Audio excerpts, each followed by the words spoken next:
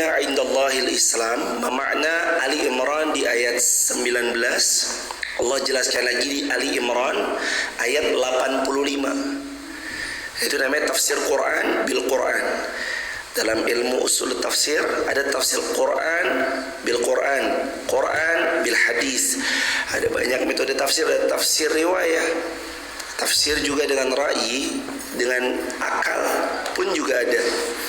Inna dina indallahil Islam, sesungguhnya agama yang benar di sisi Allah hanya Islam. Itu ditafsirkan lagi dengan Quran surah Ali Imran ayat 85, di mana Allah berfirman, wa may yabtaghi ghairal islami dinan falan yuqbal min. Dan barang siapa yang mencari agama selain agama Islam, falan yuqbal min, maka sekali-kali dia tidak akan pernah diterima. Kata para ulama diantaranya adalah tidak akan pernah diridhoi Allah selama-lamanya. Dan kedudukan paling tinggi tafsir itu Quran bil Quran. Jadi kedudukan paling tinggi itu tafsir Quran bil Quran. Ayat ini, ayat 19, inna dina indallahil Islam, dijelaskan lagi dengan Quran surah Ali Imran ayat 85. Yang nanti insya Allah kita ketemu lagi Ali Imran ayat 85. Wa may yabtaghi ghairal islami dinan falan yuqbal min. Siapa-siapa yang mencari agama selain daripada agama Islam, tidak akan diterima dia.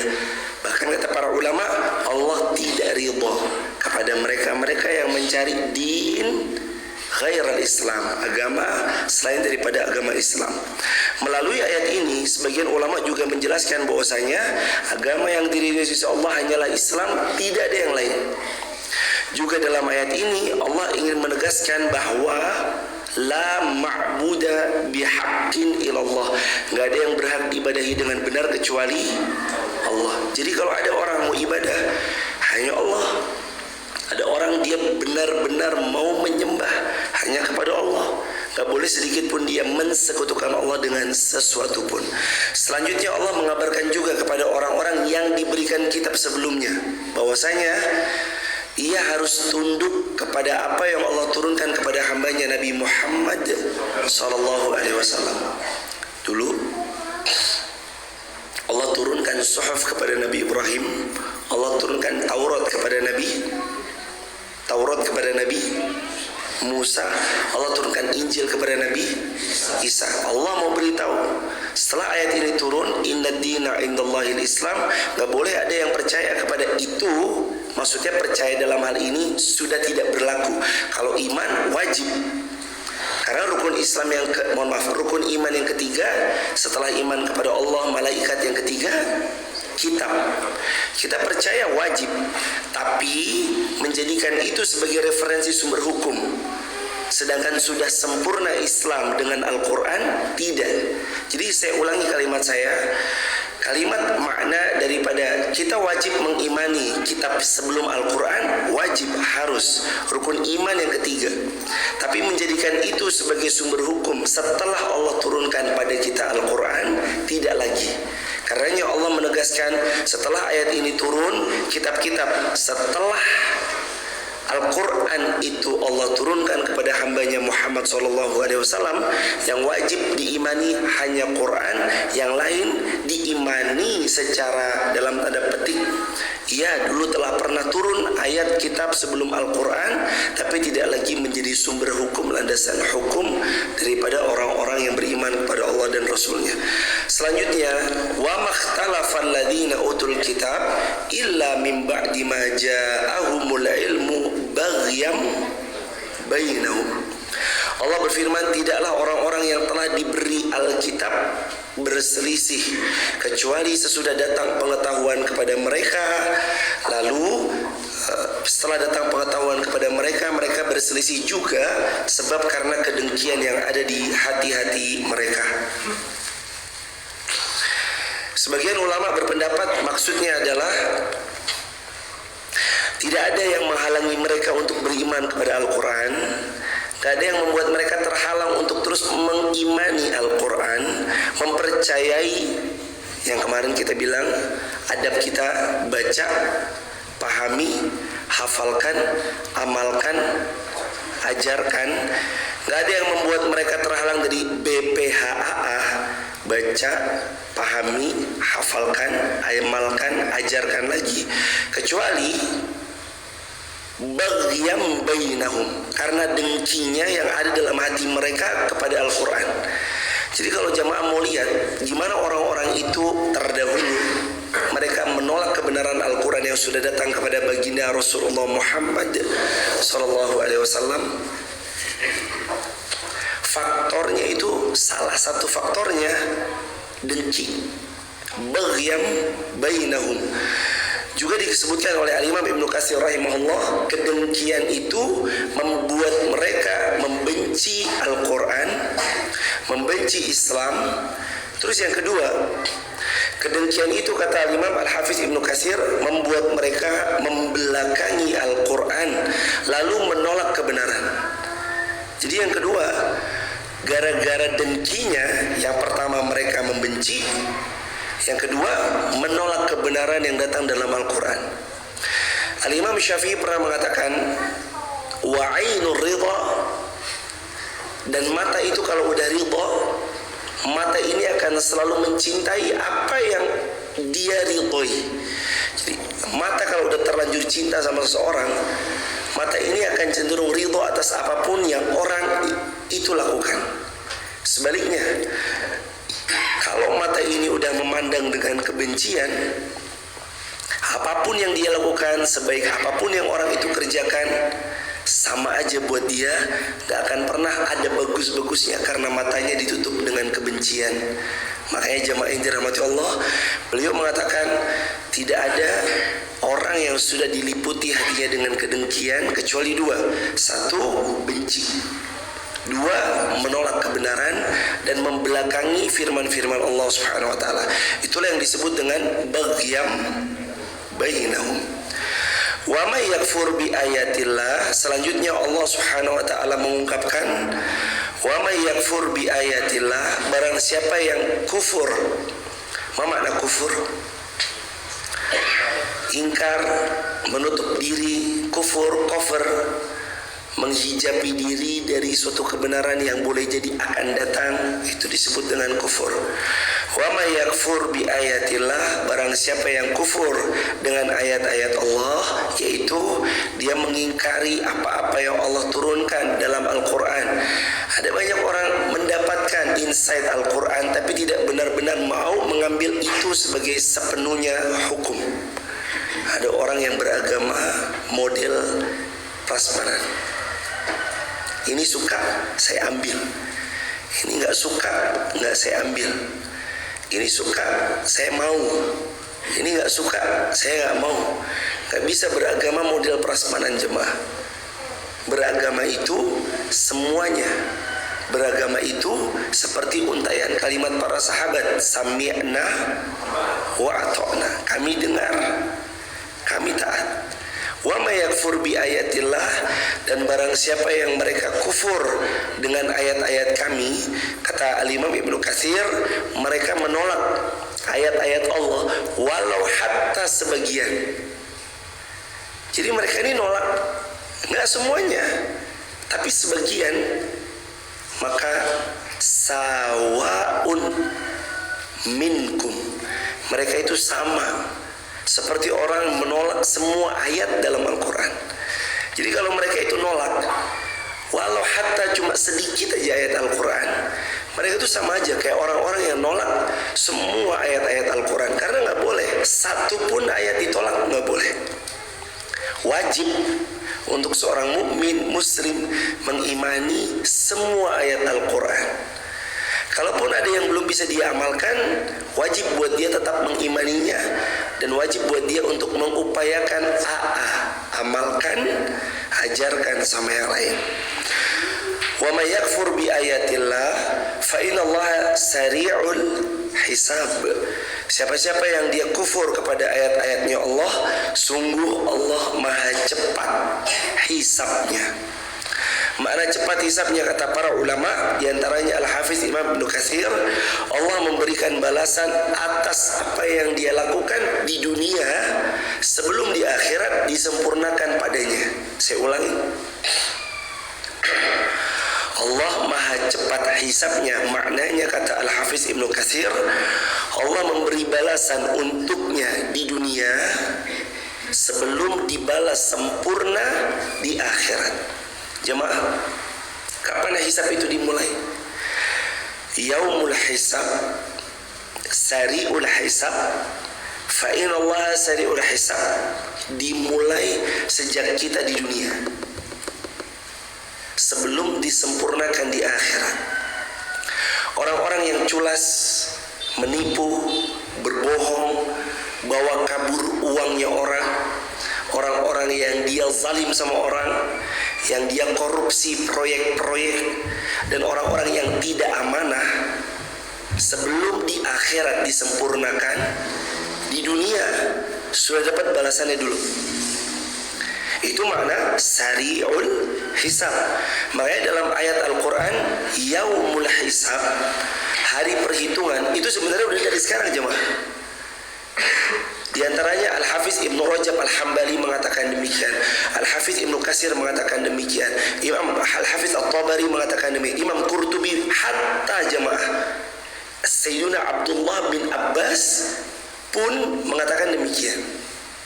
Sahabat Nabi loh jemaah, beliau mengatakan hisab itu udah ada dari saat kita hidup di dunia sebelum disempurnakan di akhirat.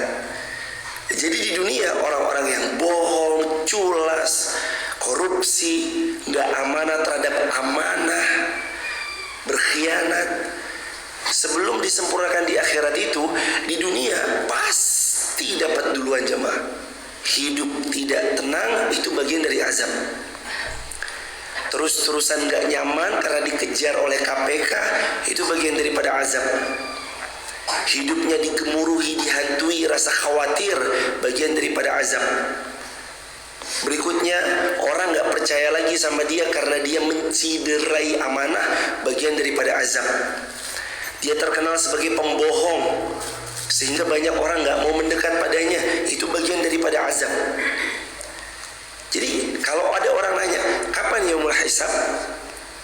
Memang secara kalimat utuh, yaumul hisab nanti dirasakan ketika di hari akhirat. Tapi ternyata Al-Hafiz Ibnu Katsir mengatakan, yaumul hisab, sungguh Allah maha cepat hisabnya. Cepat di sini kata Imam Al-Hafiz Ibnu Katsir, beliau mengatakan mereka akan dibalas di dunia sebelum disempurnakan di akhirat. Makanya hati-hati hadirin. Orang kalau dia berbuat zalim sebelum sempurna di akhirat, di dunia pasti dibalas. Walau hatta kita zalim kepada orang yang menurut kita nggak mampu balas, Allah, dia kan manusia. Kita balas sama dia, dia nggak akan pernah berkutik sedikit pun membalas kita, nggak akan. Tapi Allah punya cara membalas kezaliman yang pernah kita lakukan agar supaya itu menjadi sari'ul hisab. Allah maha cepat hisabnya. Jadi sekali lagi, kata Al-Hafiz Ibnu Katsir, maha cepat hisabnya di sini adalah Allah segerakan balasan di dunia sebelum disempurnakan di akhirat. Itu maknanya. Ayat berikutnya hadirin, fa in hajjuka faqul aslamtu wajhiya lillah wa man ittaba'an. Ayat 20, Allah berfirman, kemudian jika mereka mendebat, yakni mendebat apa? Kata Al-Hafiz Ibnu Katsir, mereka mendebat tauhid yang Nabi Muhammad SAW sampaikan, dan mereka mendebat isi kandungan Al-Quran. Jadi ada dua.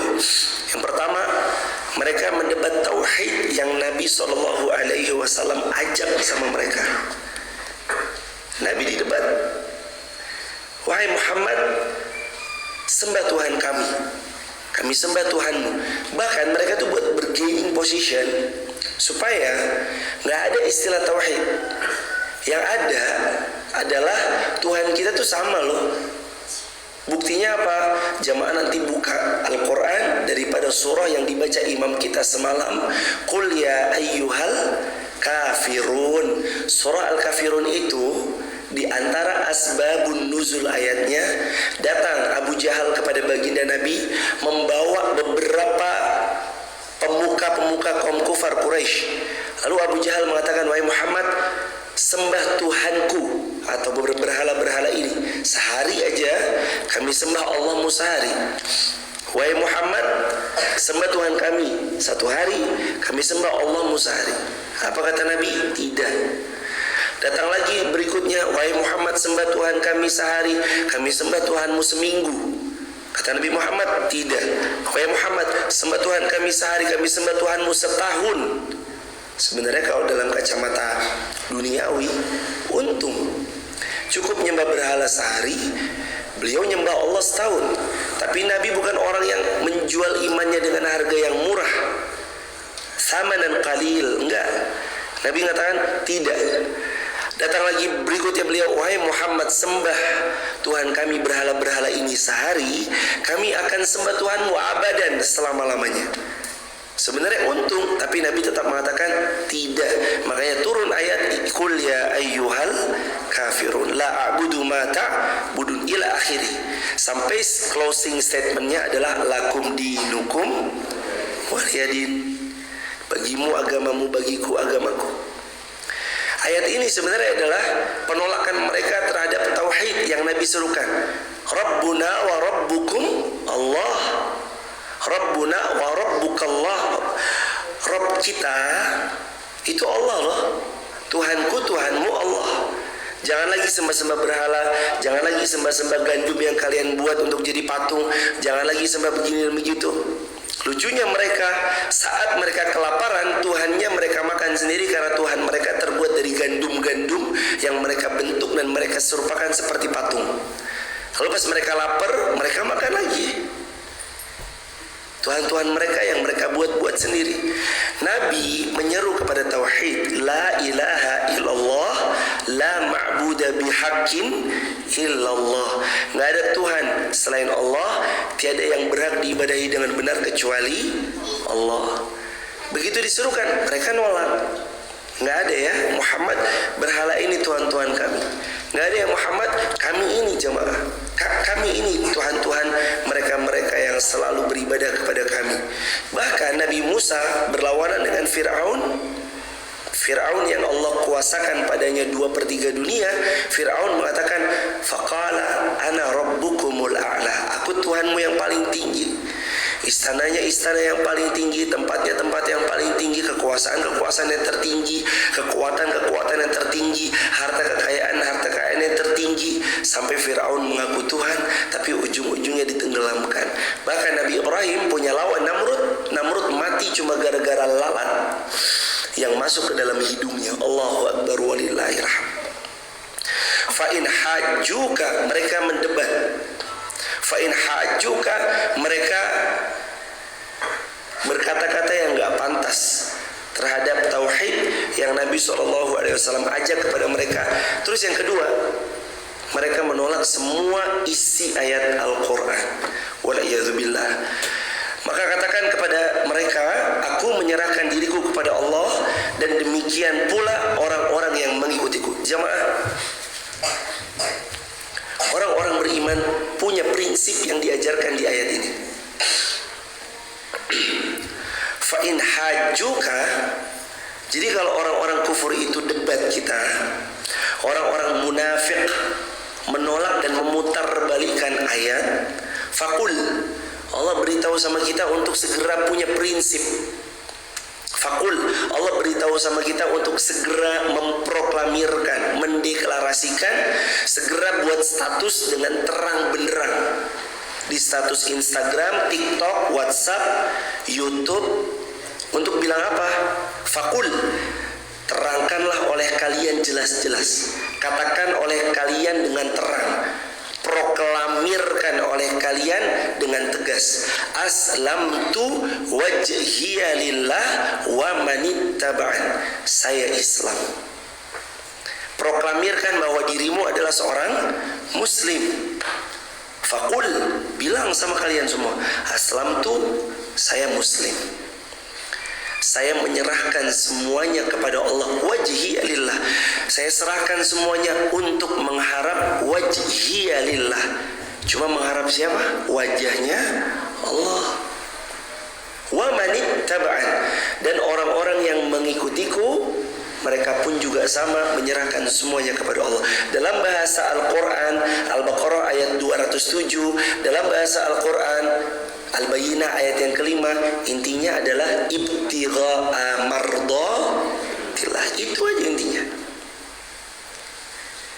Jadi yang namanya Islam itu diproklamirkan jemaah. Jadi yang namanya Islam itu dideklarasikan jemaah. Tapi kan kita boleh sembunyi-sembunyi dong, boleh.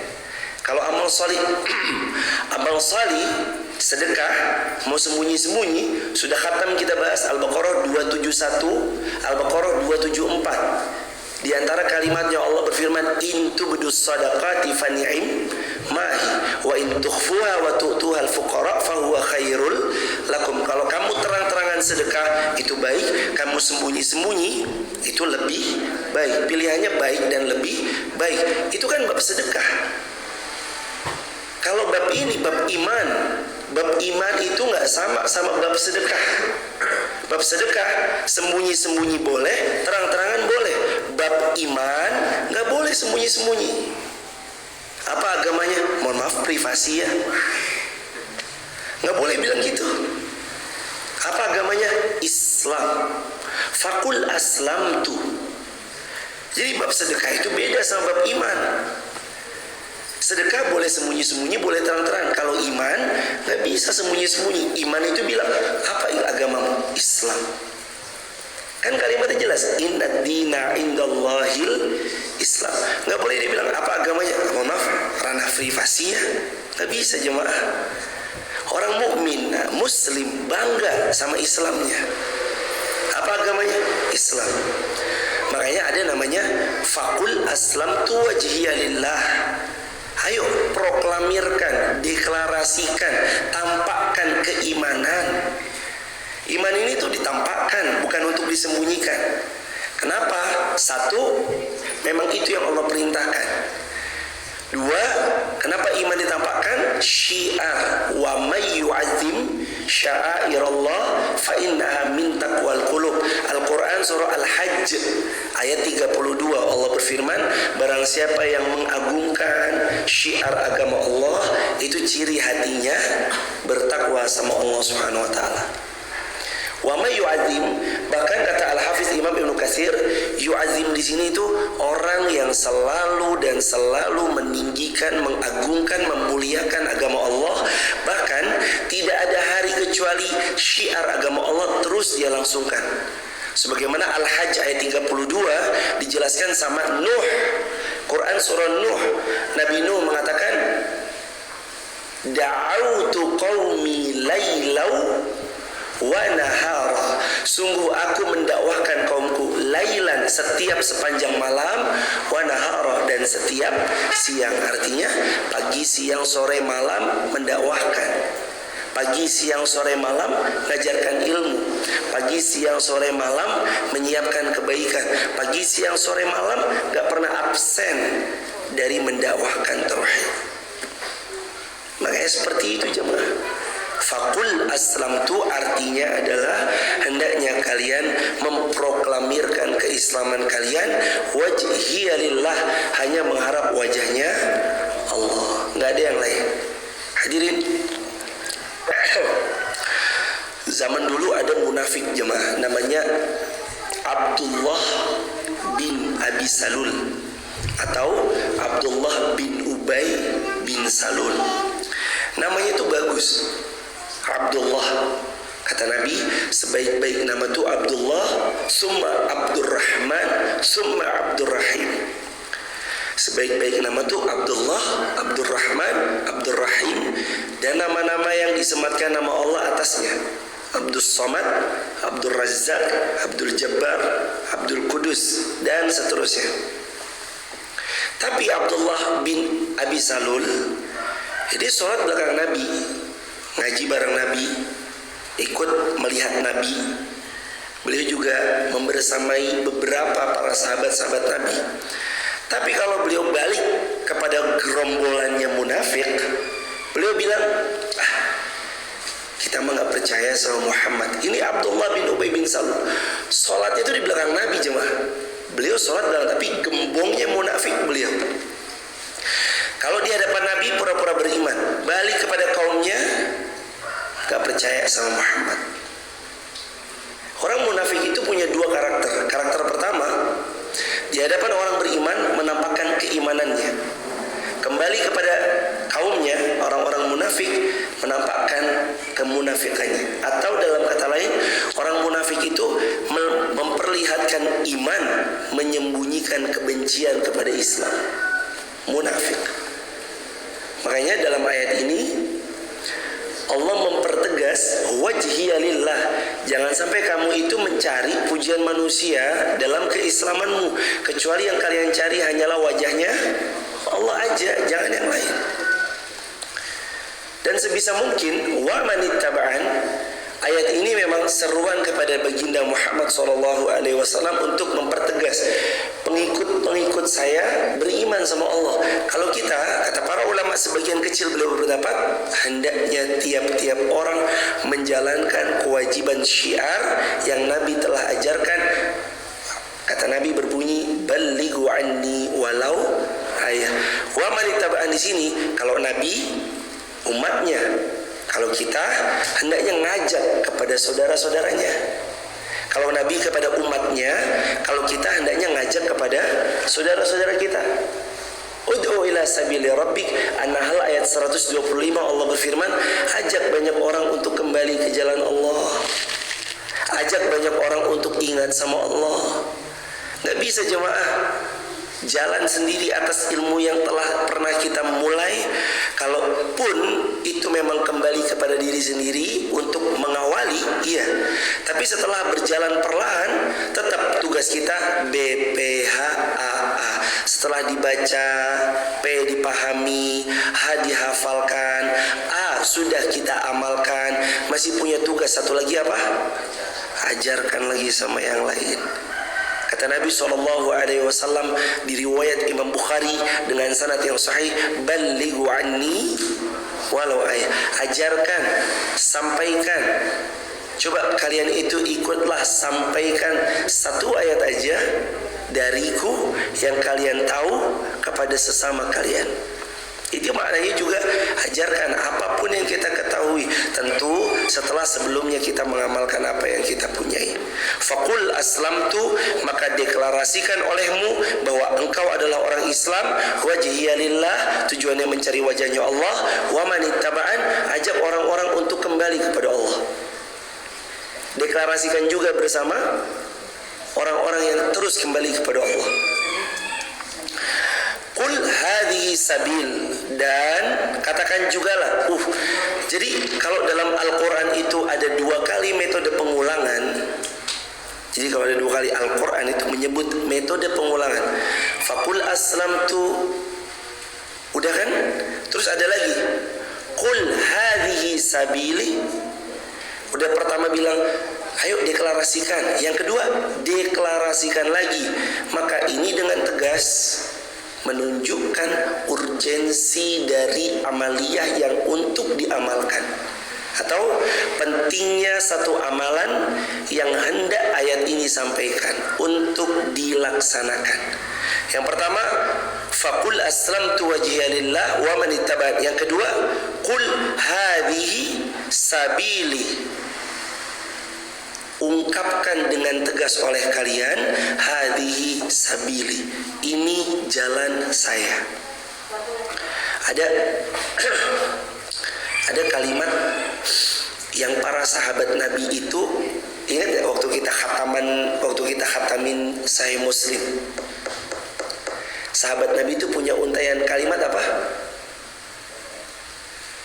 Aku tegas bagian dari mereka. Aku bagian dari orang-orang beriman. Aku bagian dari barisan Rasulullah. Aku bagian dari perahu dakwahnya Rasulullah. Aku bagian dari jalan sabili. Dalam hadis Muslim, para sahabat itu ketika dikatakan, Nabi bersabda, sesungguhnya kalian itu seperti batu bata yang saling membangun satu sama lain. Lalu terus kemudian mereka mengatakan, aku bagian dari batu bata itu. Itu tuh representasi dari ayat ini jemaah. Kul hadhihi sabili. Aku punya jalan ini. Aku ikut di jalan ini. Aku bagian dari barisan ini. Aku masuk dari barisan dakwah ini. Aku masuk di perahu dakwah ini. Kul hadhihi sabili. Allah berfirman, aku mengikuti agama ini. Agama Islam maksudnya. Aku barisan agama ini. Agama Islam maknanya. Ad'u ilallah.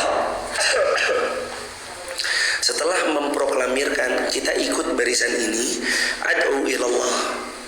Apa ad'u ilallah? Aku mengajakmu untuk kembali kepada Allah. Tugas kita itu sama kok jemaah. Jadi ada kalimat, ini bukan hadis. Saya pertegas, ini bukan hadis, tapi ini untaian hikmah para ulama. Apa kalimatnya? Kunna da'iyan qabla kulli syai'. Kita ini dai sebelum menjadi sesuatu. Jadi sekalipun kita pedagang, sebenarnya kita punya syiar dakwah. Syiar dakwahnya pedagang adalah pembelinya. Jadi kalau kita bos, kita punya syiar dakwah, medan dakwah. Bos adalah dakwah kepada karyawannya untuk sholat, untuk menunaikan apa yang beliau perintahkan, apalagi bos. Maaf ya, semua karyawan saya sholat tepat waktu, sangat bisa. Kalau dakwahnya kepala sekolah, kepada siapa? Kepada guru-gurunya. Dakwahnya guru kepada siapa? Kepada murid-muridnya yang 13 orang, 15 orang, 30 orang. Dakwahnya karyawan kepada siapa? Customer-customernya, rekan kerjanya. Jadi bukan cuma ustadz aja yang bicara tentang dakwah. Kita punya medan dakwah kita masing-masing. Makanya kalimat ayat ini, ad'u ilallah. Aku mengajakmu untuk kembali kepada Allah. Siapa aku di sini? Semua kaum muslimin punya beban untuk ngajak orang kembali kepada Allah. Bahkan orang-orang yang bahkan menurut kita sangat terbatas aksesnya, dia pun punya kewajiban minimal kepada siapa? Ku anfusakum wa ahlikum nara. Dia punya beban kepada keluarga intinya jamaah, istri, anak-anak, cucu, cicit, dan seterusnya. Dia punya beban atas itu. Ad'u ilallah. Aku ajak kalian semua kembali kepada Allah. Ala basirah, kepada hujjah yang nyata. Kata Al-Hafiz Ibnu Katsir, aku mengajakmu dengan hujjah. Kita ngajak, nggak sembarang ngajak. Kita ngajak bawa hujjah. Kita ngajak nggak sembarang ngajak. Kita ngajak bawa dalil. Kita ngajak nggak sembarang ngajak. Kita ngajak bawa metode. Kita ngajak nggak sembarang ngajak. Kita ngajak dengan pola, dengan sistem, dengan apa yang dulu baginda Nabi telah pernah lewat di sana. Makanya gimana metodenya? Masing-masing jamaah yang dirahmati Allah boleh mengajak, tapi tetap dengan ayah yang Nabi telah pernah sampaikan, balighu anni walau ayat. Kalian tuh kalau mau ngajak bawa satu ayat. Kalian tuh kalau mau ngajak, kalau bisa bawa hujjah. Jangan sampai kita cuma sekedar ngajak, tapi kitanya melupakan diri kita sendiri. Allah berfirman dalam Al-Quran Al-Baqarah ayat 44, atamuruna an-nasa bil bir wa tansawna anfusakum wa antum tatsulunal kitab afala ta'qilun. Apakah kita nyuruh orang berbuat baik sedangkan kita nggak berbuat baik? Situ sehat? Afala ta'qilun. Apakah kita waras? Apakah kita punya akal? Gak bisa nyuruh orang berbuat baik sedangkan kita gak berbuat baik. Kita nyuruh orang sedekah, kita yang gak sedekah. Kita nyuruh orang sedekah subuh, kita yang gak sedekah subuh. Kita nyuruh orang untuk berbuat amal beramal saleh, kita yang nggak beramal saleh. Kita suruh orang baca Quran, kita yang nggak baca Quran. Nggak bisa jemaah. Atamuruna nasa bil bir, kamu nyuruh orang bil bir, berbuat baik. Wa tansawna anfusakum, lah kamu sendiri nggak berbuat baik. Juga Allah ingatkan di As-Saff ayat 2 dan 3 dan 4. Kabura maqatan indallahi an taqulu ma la taf'alun. Allah kan benci banget sama orang-orang yang hanya bicara, termasuk untuk yang berbicara. Allah benci sama orang yang hanya sekedar bicara tapi nggak mengamalkan apa yang dia bicarakan. Suruh sedekah tiap subuh tapi dia nggak sedekah. Itu dibenci Allah hadirin. Makanya konsekuensi ad'u ilallah, mengajak orang kembali kepada Allah, konsekuensinya adalah kitanya juga menjadi hamba yang bersegera kembali kepada Allah. Wa manittaba'ani, ini juga dijelaskan sebagaimana Yusuf ayat 108. Jadi qul aslamtu wajhiya lillah wa manittaba'an, itu dijelaskan lagi dengan Yusuf ayat 108, qul hadhihi sabili ad'u ila Allah ala basiratin ana wa manittaba'ani. Lalu ayatnya berbunyi wa qul lil ladzina utul kitab wal ummiyina a aslamtum, bilang sama ahli kitab, bilang sama orang-orang yang ummi, a aslamtum, apakah kamu masuk Islam? Tawarin sama mereka Islam. Wa in tawallau fa innama 'alaikal balagh. Kalau mereka berpaling atas ajakan kepada mereka untuk masuk Islam, tugasmu yang penting menyampaikan. 'Alaikal balagh. Tugas kita kepada mereka balik. Balik itu nyampein. Hadirin jamaah yang dirahmati Allah. Dari dulu jemaah, sifat yang sampai pada kita itu 4. Dari sifat sempurnanya baginda Nabi, di antara yang paling diingat oleh kita sejak kecil itu 4 kan. Yang pertama sidik, yang kedua amanah, yang ketiga tabligh, yang keempat fatonah. Walaupun secara keseluruhan Nabi Muhammad SAW sosok yang sempurna tanpa celah, sempurna tanpa celah. Sidik, amanah, tabligh, fatonah. Tabligh, alaikal balagh, tugasmu itu balagh, menyampaikan. Tabligh itu sebenarnya tugas yang Nabi terus sampaikan kepada umatnya untuk umatnya ini menyampaikan. Dan dari dulu yang berhasil merubah peradaban dari tahun ke tahun itu tabligh, penyampaian. Saya ulangin kalimat saya teman-teman di TikTok, YouTube, Instagram, silakan tulis di kolom komentar.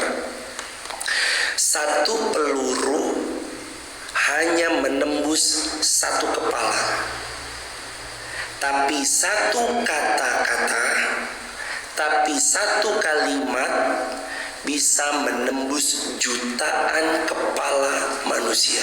Saya ulangi, satu peluru hanya bisa menembus satu kepala, tapi satu ucapan bisa merubah mindset jutaan manusia.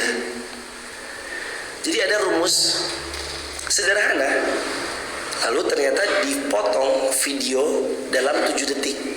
Kalimatnya sederhana, mampu beli, belum mampu sabar, jangan kemakan gengsi. Ditonton 6,9 juta. Kemarin terakhir ditonton 5,9 juta, ternyata ditonton 6,9 juta, hampir 7 juta. Cuma kalimat sederhana, 7 detik. Mampu beli, belum mampu sabar, jangan kemakan gengsi. Tahu yang terjadi? Ada banyak orang menyampaikan, ya Allah terima kasih, saya berubah nih, saya nggak mau ngutang lagi, saya nggak mau riba lagi, saya nggak mau begini lagi. Makasih, ini rumus simple. Makanya kalimatnya tadi cuma satu peluru hanya bisa menembus satu kepala, tapi satu ucapan bisa merubah jutaan mindset manusia. Makanya hadirin yang Allah Subhanahu wa taala sampaikan di ayat 20 Ali Imran, alaikal balagh, sampein, alaikal balagh, tugasmu tuh nyampein aja.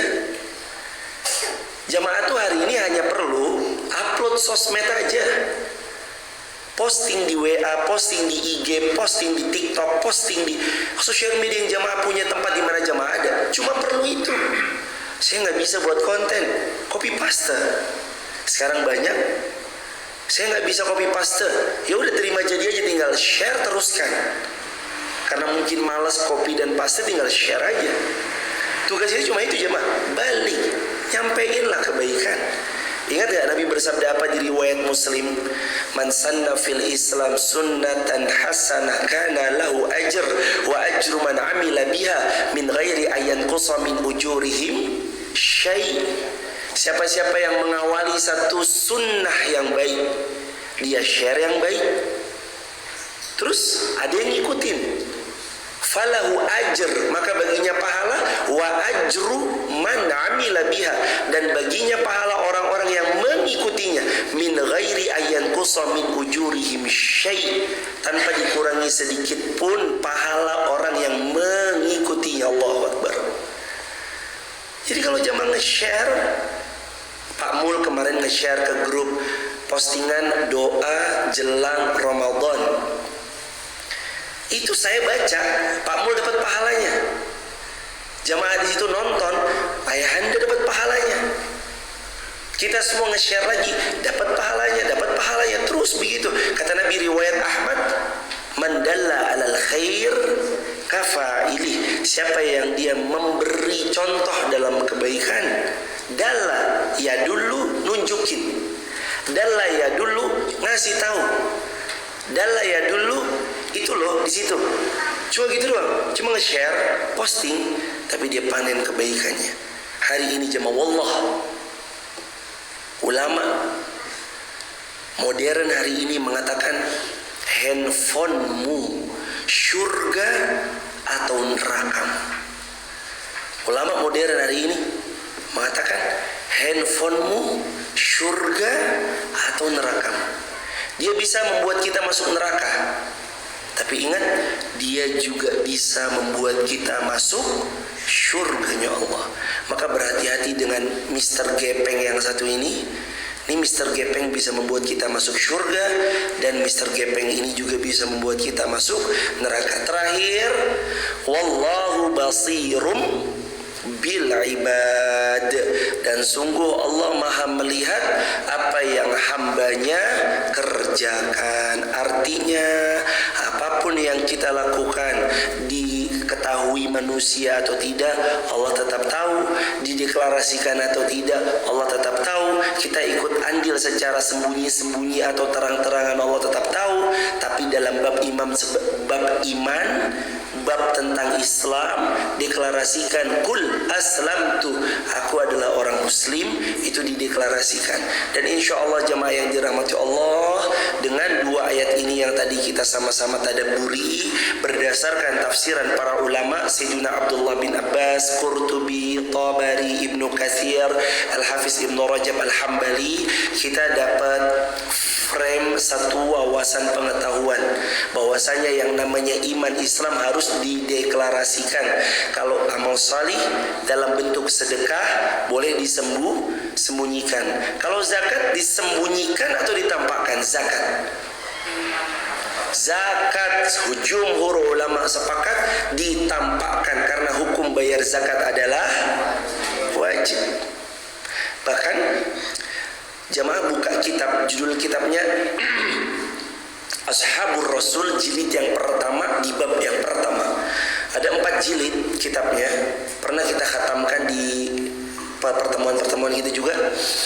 Bab pertama, Sayyidina Abu Bakar Rasyidi ketika beliau memerintah, bahkan pun pernah memberi satu papan pengumuman, kalau bahasa kita ya, kayak beri papan pengumuman, ini yang udah bayar zakat, ini yang belum. Sampai-sampai Sayyidina Abu Bakar saking tahu pentingnya zakat, beliau buat deklarasi untuk memerangi orang-orang yang enggan bayar zakat. Karena bayar zakat itu wajib. Apapun yang bentuknya adalah sifatnya kewajiban diproklamirkan. Kecuali yang sifatnya sunnah, jamaah puasa sunnah, jamaah mau sedekah, boleh itu terang-terangan atau sembunyi. Tapi kalau sifatnya kewajiban, itu tuh harus diproklamirkan juga iya, termasuk bagian daripada zakat. Begitu jamaah yang dirahmati Allah. Ini sedikit dari bagian daripada dua ayat, Ali Imran ayat 19, Ali Imran ayat 20. Semoga menjadi hasanah keilmuan buat kita bersama-sama. Dan waktu dan tempat untuk tanya jawab dipersilakan. Ada pertanyaan dari TikTok, Instagram, atau YouTube? Silakan. Ada pertanyaan Mas Agus? Kalau dari jamaah, fadhal hadirin. Kalau ada pertanyaan, disilakan. Wujud soal? Ada?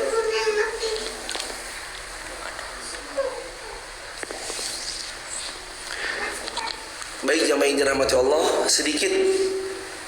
Oh silakan, Mas Ari, fadhal. Assalamualaikum Ustaz. Waalaikumsalam. Mungkin ini Ramadan terakhir kita, standar minimum Husnul Khatimah itu gimana kan? Tolong nasihat Ustaz. Jazakumullah khairan jaza. Standar minimum husnul khatimah, bukan husnul tapi husnul khatimah. Kalau ini Ramadan terakhir kita, apa standar husnul khatimah? Di antaranya 4. Yang pertama, ibtigha'a mardatillah, nggak pernah terlupa dalam setiap hidupnya. Itu syarat yang pertama. Sebagaimana Allah Subhanahu wa taala memerintahkan kita, wa ma umiru illa liya'budullaha mukhlishina lahuddin. Jadikan setiap amal soleh yang hendak kalian lakukan mukhlishina lahuddin. Itu fokusnya murni hanya untuk Allah semata. Karena jamaah yang dirahmati Allah, mengakhirkan hidup dengan akhir yang baik itu perlu menjaga bersihnya hati dengan hati yang baik. Yang kedua, perlu juga diperhatikan Quran surah Asy-Syu'ara ayat 88 sampai ayat 89. Yauma la yanfa'u mal wala banun illa man atallaha biqalbin salim. Yang kedua, kalau tadi tentang ikhlas kepada Allah, yang kedua, jaga hati kita di Ramadan ini tetap bersih, sebersih-bersihnya. Kadang jemaah yang dirahmati Allah siap fatahir. Allah berfirman Mudaththir ayat yang keempat, kelima, thiyabaka fatahir, pakaianmu harus suci ya. Kadang kita sibuk mensucikan pakaian kita, tapi kita tidak sibuk mensucikan hati kita. Kadang kita sibuk membersihkan diri, kita tidak sibuk membersihkan hati. Padahal Ramadan ini itu yang tidak kalah penting selain bersihnya outfit, bersih hati juga penting. Karena apalagi Allah berfirman illa man atallah, kecuali orang yang meninggal dunia pulang ke pangkuan Allah biqalbin salim, dia bawa hati yang selamat. Maka setelah satu, fokusnya ikhlas karena Allah, yang kedua hatinya bersih.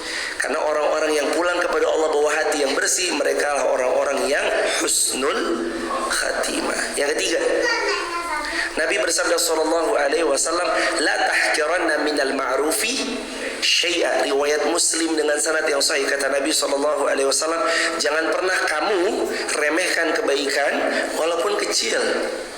Berarti nomor 3, agar Ramadan ini menjadi sebaik-baik Ramadan yang mudah-mudahan kalau kita wafat husnul khatimah, jangan skip amal salih sekecil apapun. Walaupun cuma baca 1 lembar, walaupun cuma sedekah 2.000 perak, 5.000 perak atau semampunya, walaupun cuma majelis ilmu yang paling sejam, gak mungkin lebih dari sejam, walaupun cuma sekedar hadir mendengarkan kajian tausiah, ini kebaikan yang besok akan kita banggakan. Dan kata para ulama, saking maha besarnya Allah, karena Allah tutup pintu-pintu neraka, dibelenggu syaitan-syaitan, dan wafutihat abwabal jannah, dan dibukanya oleh Allah pintu-pintu surga. Ulama memberitahu kepada kita bahwa Ramadan bulan di mana siapa yang beramal soleh sekecil apapun, balasannya sebesar-besarnya balasan. Amal sunnah pahalanya seperti pahala wajib, apalagi yang wajib. Makanya jangan remehkan amal salih di bulan Ramadan sekecil apapun. Teman-teman di TikTok, YouTube, Instagram juga kalau mau sedekah sekarang, jangan tunda-tunda. Ini mumpung Ramadan. Sedekah di Ramadan beda sama sedekah di bulan-bulan selain Ramadan. Di Ramadan sedekah berlipat-lipat. Nabi SAW kana ajwadan nas, riwayat Muslim, adalah orang yang paling dermawan. Wa yakunu fi Ramadan, apalagi ketika bulan Ramadan dermawannya kata para sahabat Nabi, di antaranya Sayyidina Abdullah bin Umar bin Khattab. Dermawannya Nabi seperti angin yang berhembus menjumpai setiap manusia yang dijumpainya. Jadi Nabi ketemu orang berbuat baik. Nabi ketemu orang, semua ketemu Nabi pasti dapat kebaikan. Ini di bulan Ramadan, Allahu Akbar. Itu yang ketiga. Yang keempat, gimana supaya kita husnul khatimah kalaulah ini menjadi Ramadan terakhir kita? Caranya selalu memohon kepada Allah agar istiqamah sampai wafat husnul khatimah. Di antara doa yang Al-Imam Hasan Al-Basri anjurkan kepada kita adalah Allahumma rzuqnal istiqamah hatta husnul khatimah. Ya Allah, hamba mohon rezekikan kepada hamba keistiqomahan sampai hamba wafat husnul khatimah. Barakallahu fikum. 4 ini semoga jadi bekal buat kita, dan semoga seperti yang selalu kita minta, mudah-mudahan kita istiqomah sampai husnul khatimah. Mohon jemaah saling support satu sama lain, karena nggak ada yang pernah tahu kita mati seperti apa. Sungguh mungkin akan ada masa futur-futurnya. Namanya syaitan yang selalu menggoda kita semua. Syaitan nggak rela kalau kita terus-terusan semangat dalam iman dan Islam. Karenanya ayo jemaah saling support satu sama lain. Wa tawassaw bil haqqi wa tawassaw bis sabr. Soal akhir mujid fadhal. Silakan hadirin. Pertanyaan dari YouTube. Silakan. Assalamualaikum warahmatullahi wabarakatuh. Waalaikumsalam warahmatullahi wabarakatuh. Semoga Ustaz dan jamaah dan kaum muslimin selalu dirahmati dan diberkahi Allah. Pertanyaan dari YouTube Ustaz dari Elfitri Henry. Assalamualaikum Ustaz, mau bertanya bagaimana cara menghitung zakat yang datang sembako tapi semua kebutuhan diambil dari sana dan nggak pernah dihitung keluar dan masuknya uang Ustaz. Jazakumullah Ustaz. Jazakumullah jasa. Soal yang jual beli sembako, bagaimana tentang menghitungnya? Jawabannya adalah silahkan dihitung keuntungan bersih setelah dikurangi 3. Dalam bahasan fikih sunnah Sayyid Sabiq yang tempo 2019 pernah kita hatamkan juga kitabnya. 3, 1 dikurangi kebutuhan pokok, 2 dikurangi hutang piutang, 3 dikurangi titipan yang dia terima. Setelah dikurangi ada keperluan betul bersih. Lalu ingat hadis Abu Daud dari Nabi SAW, zakat 20 dinar, setengah dinar itu dikembalikan kepada hadis Abu Daud. Kalau 20 dinar, 1 dinar 4,25 gram emas, maka silakan nanti dia dihitung dalam hal itu. Tapi kalau maksudnya yang bertanya adalah beliau petani, maka kembali dalam hadisnya Nabi SAW, aukamakal, zakatnya orang-orang yang diberi keleluasaan dalam tani 10% dari bersihnya pertanian kalau airnya air gratis, 5% kalau airnya air irigasi atau bayar. Nah, yang maksudnya adalah nih yang kayak gimana nih? Kalau beliau adalah seorang petani maka masuk ke yang tadi, tapi kalau beliau adalah jual beli sistemnya, maka nanti diambil daripada Abu Daud, dilihat daripada 20 dinar, kesetaraan dalam 1 tahun. Kalau sampai daripada hal itu maka dia boleh dizakatkan daripada hal itu. Termasuk zakat fitrah harta dalam bab ini. Kalau dia punya 20 dinar itu berapa sih? Gini jemaah. Ada ini. Izin jemaah.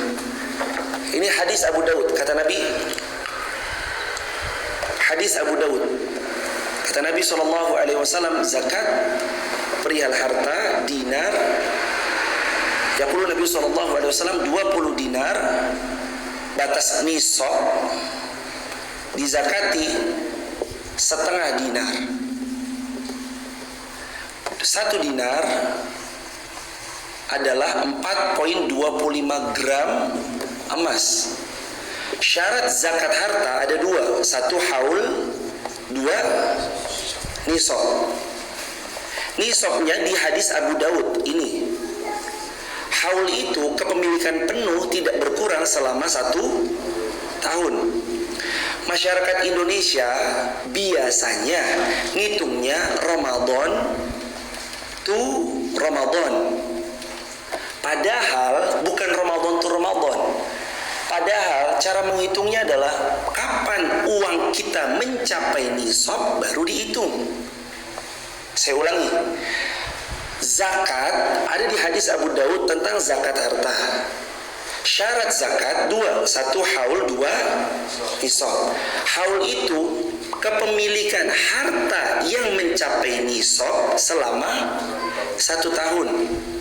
Haul nisab bagian dari wajib zakat syaratnya. Syarat wajib zakat ini. Jadi bukan Ramadan to Ramadan, tapi dihitung kapan uang kita mencapai nisab. Lah kalau Ramadan uang kita belum nyampe nisab ya belum dihitung. Nah sekarang 20 dinar hadis Abu Daud berapa rupiah? 1 dinar 4,25 gram emas. 20 dinar berarti 85 gram emas. 85 gram emas kalau 1 gram 1 juta kali 85 sama dengan 85 juta. Kapan kita mulai menghitung per tahun? Saat kita berdagang lalu menghasilkan keuntungan. Misalkan dagang untung lah kok sekali sekian perdagangan untungnya 200 juta misalnya ya jemaah. Ini untung bersih nih, udah dikurangi semuanya dikurangi tadi ya 3. 1 hutang, 2 kebutuhan pokok, 3 titipan. Udah dikurangi gini, untung bersih segini. Dapat kapan? Misalnya dapatnya bulan Muharram, Al-Muharram. Maka dihitung dari sini Al-Muharram, dihitung dari sini. Nanti dikeluarinnya lagi Al-Muharram tahun 1445 Hijriah. Misalkan ini dapatnya 144 Hijriah. Kalau dengan syarat, kalau 200 juta ini tidak pernah turun dari angka wajib nisab yang telah Abu Daud Nabi sabdakan di sini gitu jemaah. Lah kalau nggak turun, misalkan ini utuh 200 juta utuh, dia benar-benar nggak pernah berkurang, maka wajib zakat. Zakatnya 2,5%. Berarti berapa? 5 juta.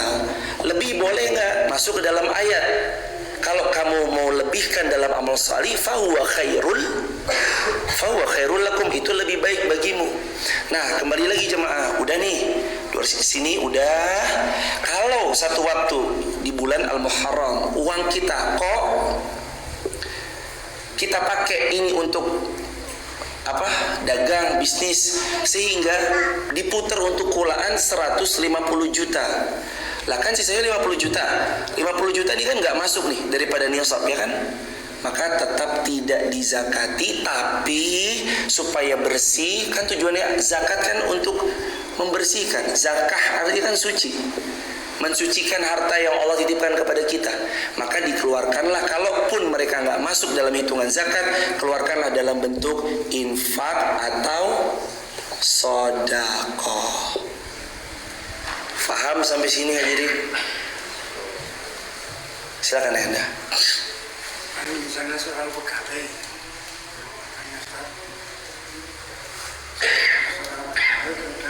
suka punya bisnis.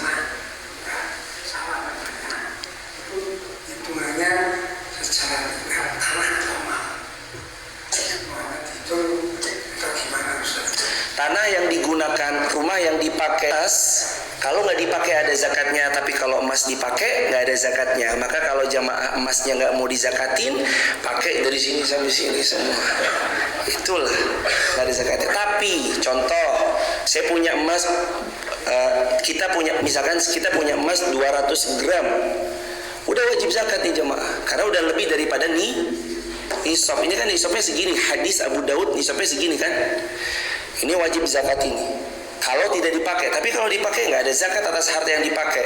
Nah, kalau dijual itu gimana? Contoh, saya dulu punya tanah, Pak Mul punya tanah misalkan 100 juta belinya. Tapi ini tahun 1999, tahun 2024 dijual laku, 2023 dijual laku 4 miliar. Sisa ini dikurangi 100 juta modal, dikurangi pembiayaan Pologoro, biaya pajak jual beli dan segala macam, sisa 3,8 M. Ini dari 38 M ini kalau mau dizakati diperkenankan langsung di awal, tidak menunggu daripada setahun pun. Kalau mau nunggu setahun silakan. Kalau mau membersihkan harta itu langsung dari transaksi keuntungan yang diperoleh karena sudah melampaui lebih daripada ini, diperkenankan langsung mau dikeluarkan. Lebih-lebih sih para ulama itu berpendapat masuknya daripada bukan zakat, karena zakat tetap dua ini syaratnya, tapi itu lebih kepada membersihkan harta lewat metode infak sedekah. Keuntungannya ya Anda, keuntungannya yang dizakati. Silakan ya Anda. Saya punya ada lagi Halo Anda. tabungan 400 juta sudah saya ganti. Kemudian tahun depan tabungan itu tetap saja, apakah dizakati lagi? Jazakumullah. Ayahanda kami, guru kami, semoga Allah memuliakan ayahanda kami, gurunda kami, Pak Mulyono sekeluarga besar. 400 juta dimiliki di tahun 2022 dan sudah dizakati. Apakah ketika 2023 uangnya tetap 400 juta, tidak berkurang, malah justru bertambah? Apakah harus dizakati lagi harta yang tahun lalu sudah dizakati? Jawabannya tetap dizakati. Harta yang tahun lalu mencapai nisab sudah dizakati, ketika setahun berlalu dan mencapai nisab lagi-lagi tetap dizakati lagi dan lagi. Nanti tahun depannya 2024 ternyata tetap 400 juta atau bahkan bertambah, kalaupun kurangnya paling 5 jutaan, tetap wajib dizakati. Ntar 2025 wajib dizakati. Wajib zakat jemaah per tahun. Dan hadirin sedikit jemaah, saya setuju kepada pendapat bahwasanya zakat itu sebagai challenge, zakat itu sebagai tantangan agar kita sebagai kaum muslimin jadi orang yang muzaki, bukan mustahik. Walaupun sekali lagi jamaah, tentu ya Allah kita terus berdoa sama Allah. Kalau sekarang kita masih jadi mustahik, mudah-mudahan tahun depan kita jadi muzaki yang berzakat. Mustahik itu orang yang nerima jamaah. Mustahik itu orang yang nerima, muzaki itu orang yang zakat. Jadi artinya dalam Islam tidak dicela memiliki harta, apalagi ini menunaikan kewajiban rukun Islam.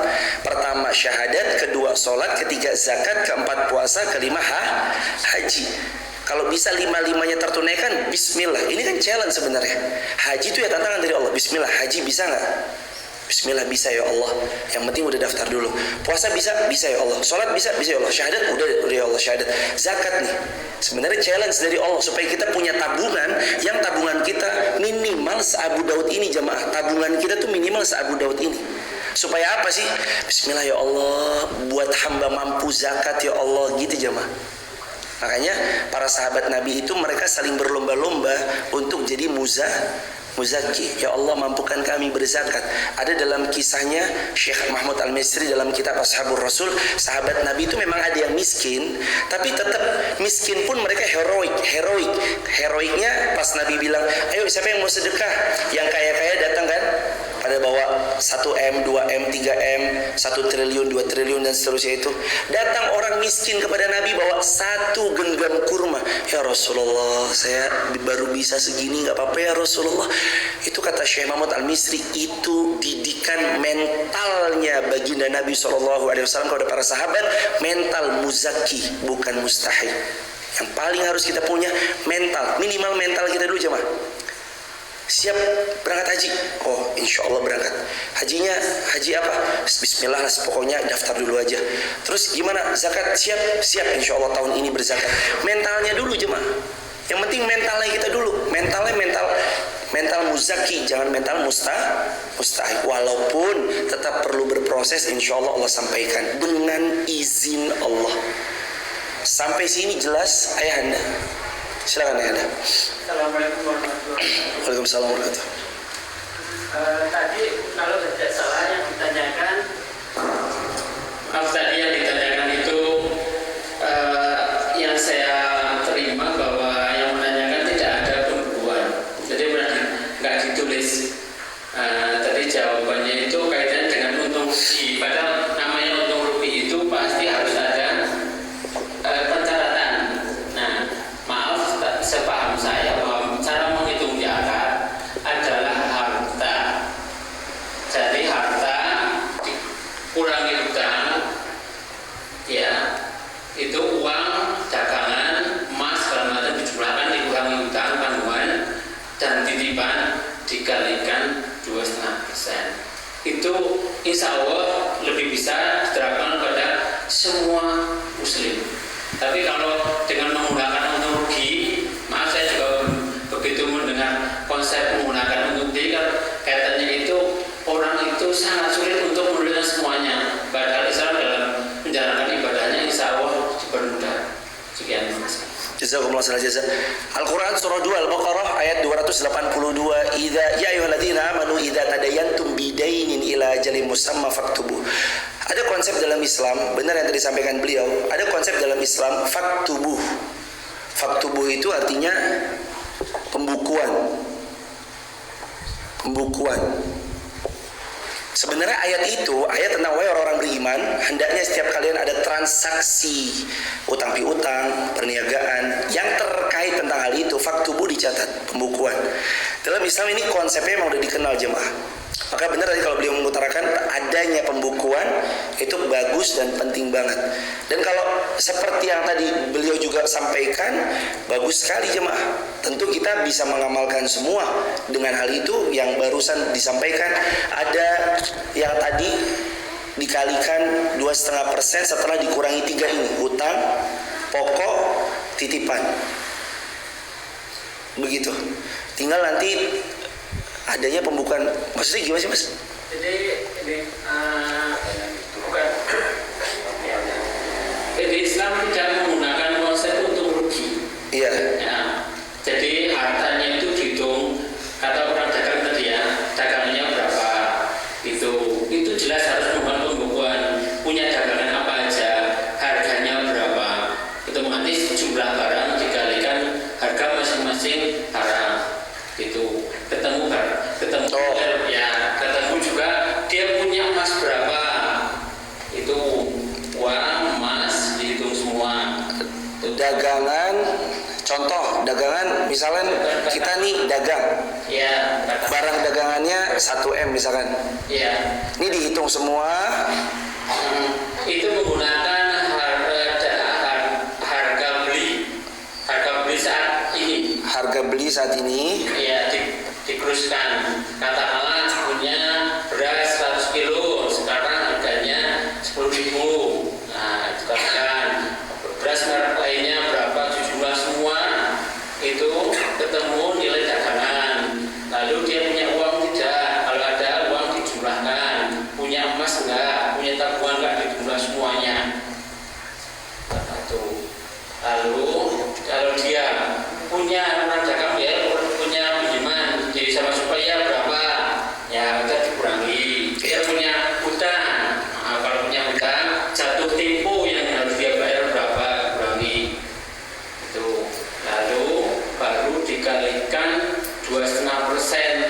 Jadi kontrak ini adalah kontrak suatu kontrak dagangan pada waktu itu, ya, tidak menggunakan kemarin waktu beli ini saya menggunakan angkutan berapa segala macam, itu nggak dihitung. Kalau hitung ke sana kita sangat-sangat kesulitan dan bisa dimanipulasi. Kalau orang Islam biasanya jualan dipotret semua harta, dikurangi bebannya dia berapa. Rumahnya dizakatkan juga, rumah yang dipakai. Rumah tidak, kecuali kalau dagangannya dia properti dagangan rumah dia hitung. Kendaraan yang dia pakai enggak.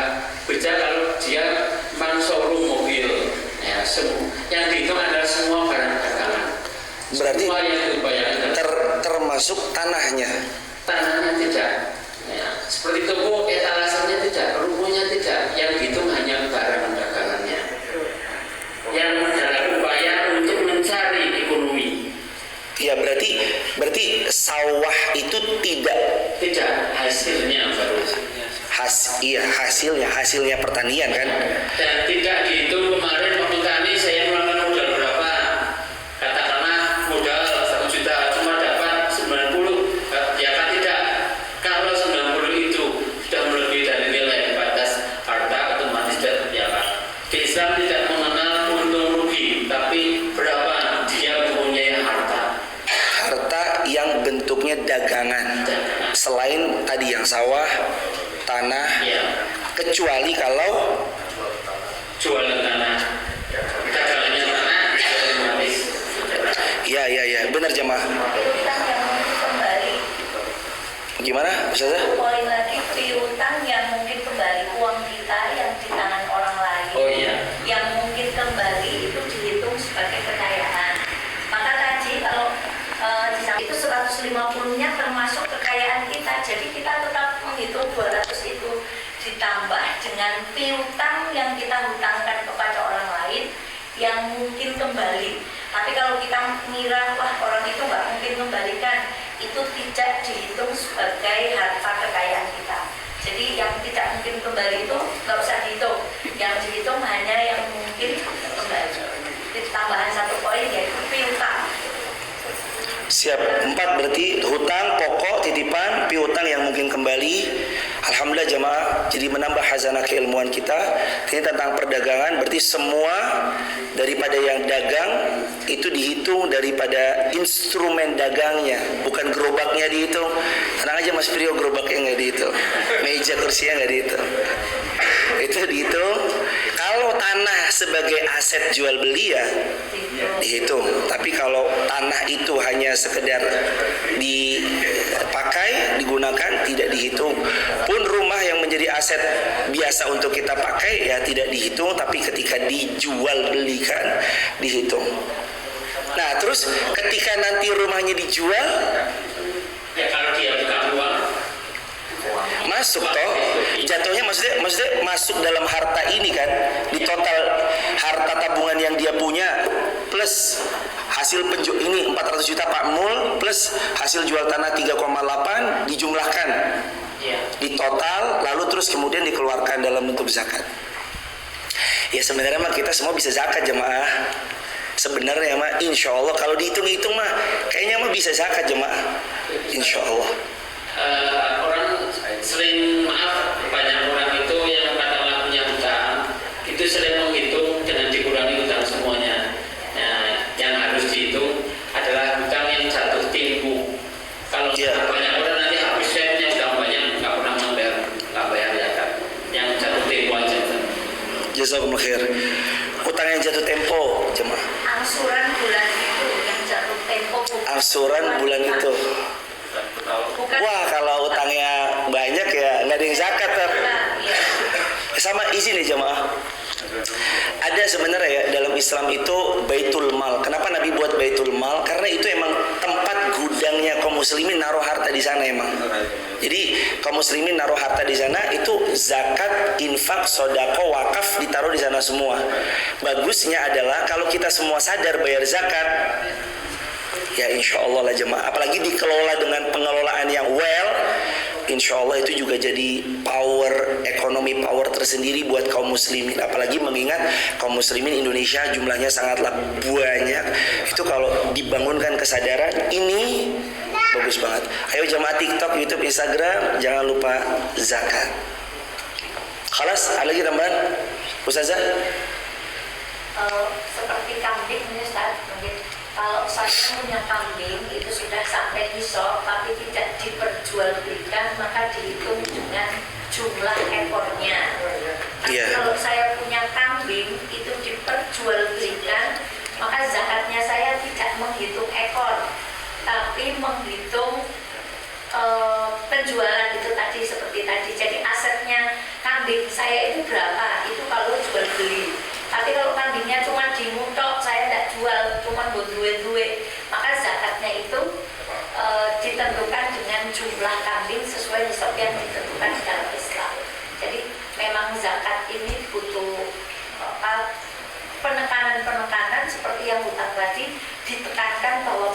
jumlah keseluruhan hutang, namun hutang yang jatuh tempo. Dan nanti mengikuti pada kambing, sapi, dan seterusnya juga pada hasil sawah. Begitu saja mungkin. Alhamdulillah pagi ini kita jadi belajar zakat. Semoga setiap kita dimampukan untuk menjadi muzaki. Kalau tidak, kita sudah berniat, ya Allah, kalau saya tidak punya uang untuk dizakati, maka kita punya uang untuk bersedekah, insya Allah. Jazakumullah Ustaz Irfan. Jazakumullah salam jazak Ustaz Saifa, jazakumullah jazak Mas Fatah. Terima kasih tadi atas pertanyaannya sehingga menghadirkan ilmu yang luar biasa di pagi ini, dan insya Allah bismillah dengan seizin Allah ilmu ini akan dipraktikkan oleh kita bersama-sama seperti yang gurunda kita Ustaz Saifa tadi utarakan. Kalau kita belum punya harta untuk dizakati, semoga Allah tetap memampukan kita memiliki harta untuk disedekahi. Jemaah, bismillah tahun ini kalaulah memang menjadi Ramadan terakhir kita, jadikan Ramadan sebaik-baik Ramadan. Lalu terus kemudian jangan lupa untuk kita selalu tiap subuh, seperti yang kami ulang-ulang kembali, setiap subuh kalau bisa sedekah jamaah, walaupun cuma berapapun yang kita miliki, bersedekahlah setiap subuh. Karena ada hadis dari Nabi SAW, tidak ada di waktu subuh kecuali dua malaikat turun menjumpai seorang hamba, fayaqulu ahaduhuma Allahumma ati munfiqan khalafa, wa yaqulu al-akhar Allahumma ati mumsikan khalafa. Ya Allah, malaikat pertama mendoakan, ya Allah, ganti orang yang sedekah dengan lipatan yang luar biasa, dan berikanlah ya Allah miskin kepada orang yang tidak bersedekah. Itu tandanya Nabi juga ingin kita setiap subuh bersedekah, karena keistimewaan sedekah subuh diantaranya adalah didoakan oleh malaikat. Subhanakallahumma bihamdika asyhadu an la ilaha illa anta nastaghfiruka wa natubu ilaik. Rabbana 'alaika tawakkalna wa ilaika anabna wa ilaikal masir. Rabbana atina min ladunka rahmah wa hayyi lana min amrina rasyada wa min kulli dhiqin makhraja wa min kulli usrin yusra. Rabbana hab lana min azwajina wa dhurriyyatina qurrata a'yun waj'alna lil muttaqina imama. Rabbana hab lana min azwajina wa dhurriyyatina qurrata a'yun waj'alna lil muttaqina imama. Rabbi auzi'ni an ashkura ni'mataka allati an'amta 'alayya. Rabbana atina fid dunya hasanah wa fil akhirati hasanah wa qina adzabannar. Walhamdulillah Rabbil Alamin. Jazakumullah hasanal jazak. Sampai jumpa di pertemuan berikutnya insyaallah. Sehat, lancar, berkah selalu. Assalamualaikum warahmatullahi wabarakatuh.